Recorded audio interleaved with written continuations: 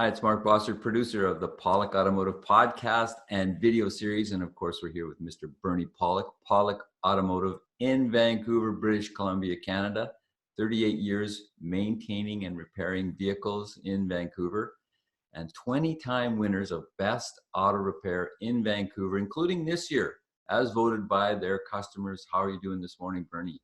Doing well. With all that good news, it's hard not to be happy. So we're talking about a 2014 Range Rover Sport that had a gear shift head repair. It sounds like a pretty simple process, but I bet it isn't. It's a Range Rover. What was going on with this vehicle? Yeah, so the vehicle, the owner went to shift the gear. There's a little button you press with your index finger and move your gear shifter out of park, and it wouldn't work. So the vehicle was towed in, and we had a look at it, and what we found is that the actual knob, the little button, was broken. So what did you do next? So we were actually able to, so we needed to move the vehicle around. We were actually able to just kind of glue the broken plastic piece back together temporarily, and until we were able to receive the proper part.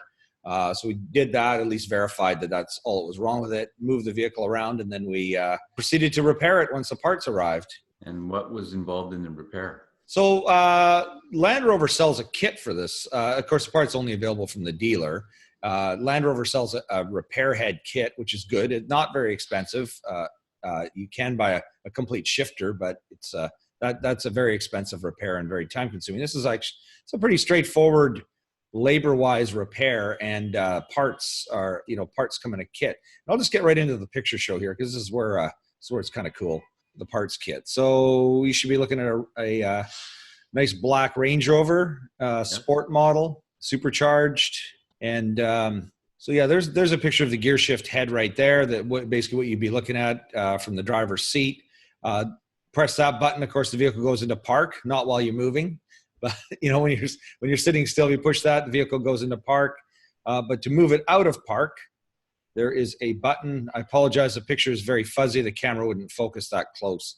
But that is the button right there that was the cause of the issue. It was all floppy. You could tell something was wrong. But that button must be pushed in order to move it out of park and into the other gears. And so like a park lockout, basically. Yeah, it basically locks the vehicle from moving. Just like in traditional gear shifter, you move it right up to the P position and lock the vehicle.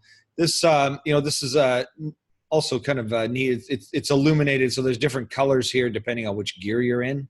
This is the repair in process. This is basically the gear shift head removed. You can see there's a little electronic circuit and quite a few items in here. There's 2 buttons and switches. But the neat part of this job was the parts that we got. This came in a nice little boat, a 3-inch by 3-inch box. And when I opened the box up, this is what came out in the box. Here's our new switch. That's the park switch that clips in place. A new, this is one of the face, this is I wouldn't call it the face plate, but the cover over here comes with a new screw and a new face plate with it's actually attached with adhesive, so it's got new adhesive. But it comes with a little pry bar, and then these gloves. These are electrostatic gloves. So it comes with this kit. Like everything's included. I thought this is really neat. I mean, this is a sign of a nice high quality vehicle and a very thoughtful repair procedure. Obviously, I'm guessing that in the beginning they may have had a few of these repairs they did where they blew the circuit board because from static electricity, it's very easy to generate that when you're doing a repair inside a car. Just slipping across a seat will generate static electricity, and so for whoever's working on the car, just one little touch of the component, you can blow it just with that. So these are static protection gloves.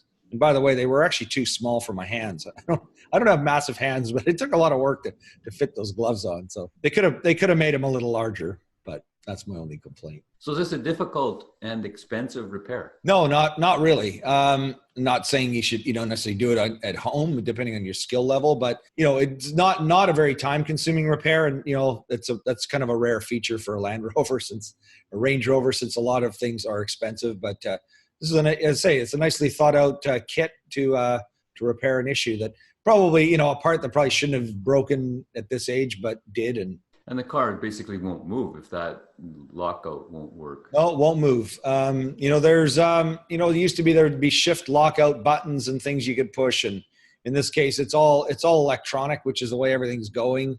More and more so all the time. Things just don't move unless the electronics and electrical items function. Well, this is actually a mechanical failure of an electrical part, but everything's got to work like it's supposed to. Is this something that you've seen before or often in the shop? This is the first repair of this type we've done, but I'd say it's probably fairly common because the part's in stock at the Range Rover dealer, and that always tells me whenever we have an issue, if the part's in stock, that means it's a somewhat common item. They don't tend to keep inventory on things that don't move off the shelf at a reasonable pace. And what's your overall impression of Range Rover vehicles? Well, I like them a lot. I mean, but they are expensive. They're expensive to buy new.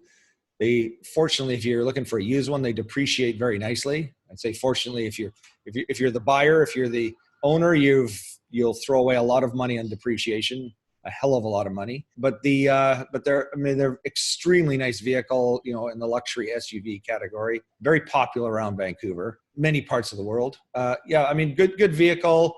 Generally pretty reliable, but there are a few issues, and some of them are, things like timing chains. We've discussed a lot of them on this podcast, that probably shouldn't go so soon. So some things, the build quality on some items isn't perhaps as good as others, but in other areas they're pretty good. So, just expect if you buy one, you'll pay a fair amount of money to repair it, more than you would for an average vehicle. But maintenance is, of course, paramount to keep it running well. Maintenance is very paramount. I mean, things, we kept people occasionally with, luxury European cars or any car, and they neglect to do oil changes and things. And I just shake my head because, if you can't afford an oil change or the time to do the oil change, you really can't afford the time to replace the engine. They're just so expensive. So you really, doing proper maintenance and service it's key. It just keeps the cost way down. So there you go. If you're looking for service for your Range Rover, Land Rover in Vancouver, the guys to see are Pawlik Automotive. You can reach them at 604-327-7112 to book your appointment. Check out the website, pawlikautomotive.com. Hundreds of blog posts on there about repairs of all makes and models of cars. Of course, there's our YouTube channel, Pawlik Auto Repair. Again, hundreds, over 300 videos on there. And of course, thank you so much for listening to the podcast. We appreciate it. Thanks, Bernie. Thank you, Mark, and thanks for watching and listening.